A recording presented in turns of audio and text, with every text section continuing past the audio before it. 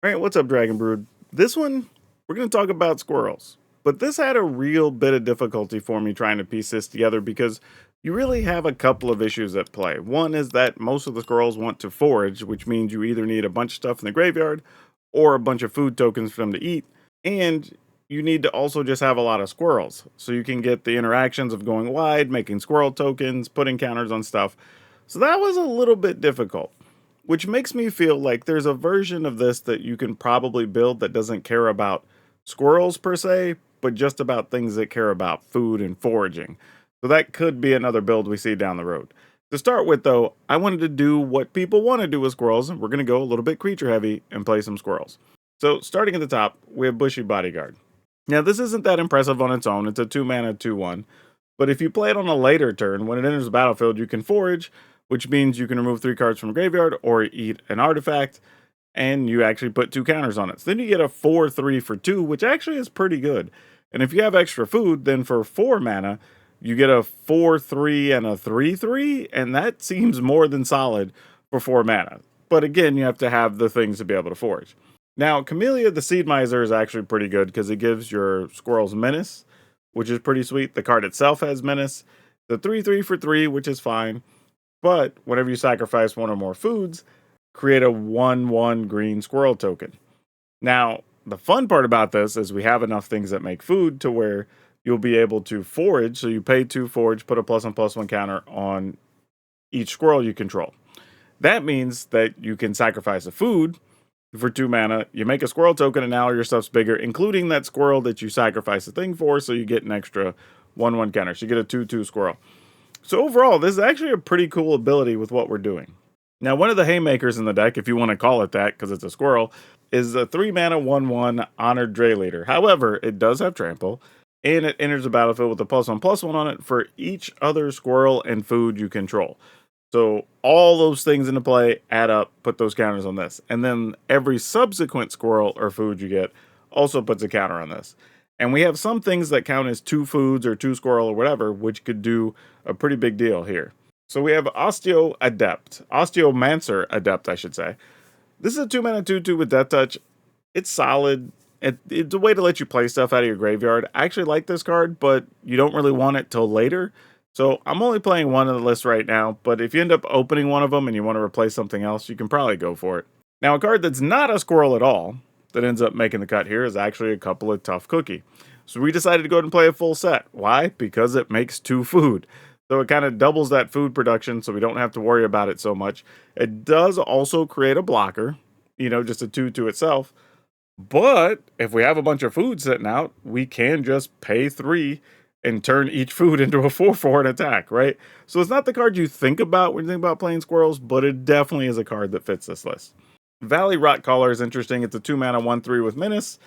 A lot of squirrels have menace apparently, but whenever you attack, each opponent loses life and you gain life where X is the number of squirrels, bats, lizards, rats you control. In this case, it's just going to be squirrels.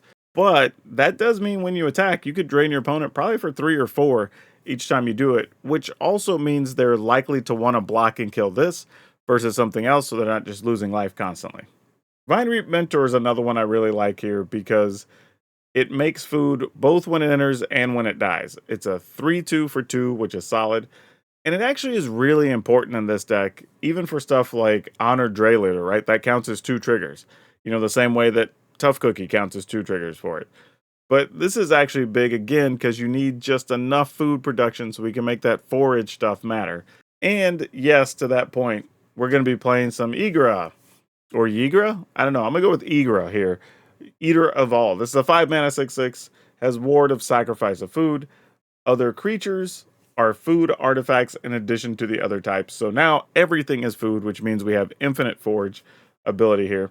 Whenever food's put into the graveyard from the battlefield, you put 2 counters on Igra. This means if it's yours or the opponent's, by the way. But also if you're just forage, this gets real big. The downside here is this doesn't have any type of evasion. It doesn't have menace, doesn't have trample, anything like that. It's just an efficient body for a 6/6 that gives you some versatility. We still have Feed the Cycle in here, which lets you forage if you want to play it for 2. So it means, again, remove 3 cards from graveyard, sacrifice a treasure. Sacrifice a food, not a treasure. Or you can just pay 3. So you can pay a black, black, and 1 instant speed, destroy an artifact, or destroy a creature or a planeswalker. My goodness.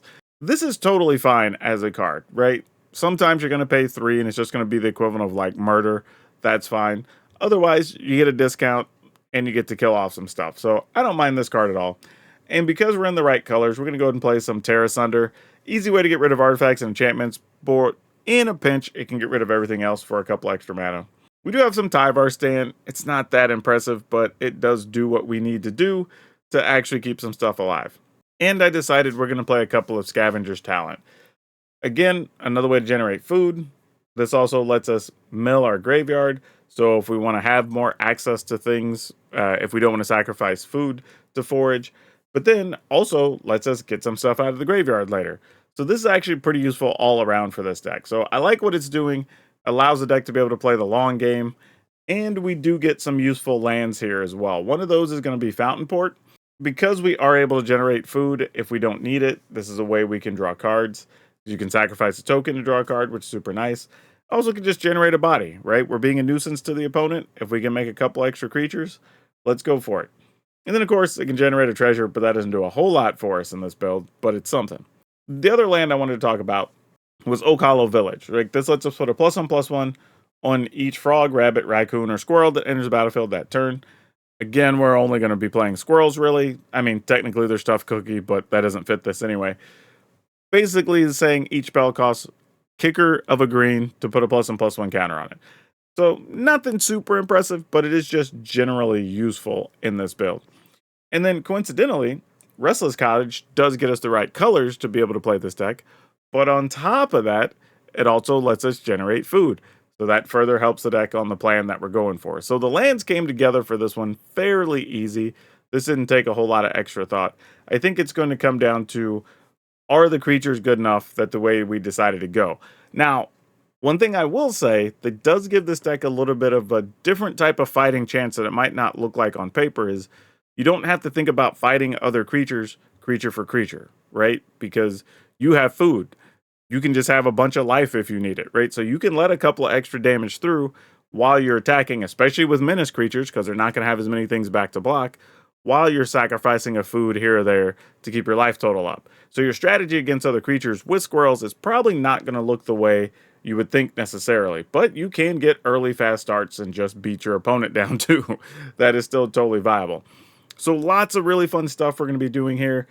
Is this the best build for squirrels right out of the gate? I don't know. I don't know if we really know what the best version of squirrels is going to look like yet, but I do like this one that at least has early game, it has late game, it generates enough food that we could do lots of foraging. We can play some stuff out of the graveyard with a couple of cards, so if we need to do that, we have decent removal between Feed the Cycle, Terra Sunder, so we are checking a lot of boxes that at least give this deck a fighting chance. And I think that's all you can really hope for sometimes while we're figuring out the metagame. But yeah, let me know in the comments if this gave you any ideas for squirrels or any cards you hadn't thought about. And if you want to see some other stuff, I'm going to go ahead and link the raccoon video here so you can check out that too. That's all I have for you for now. We'll see you next time.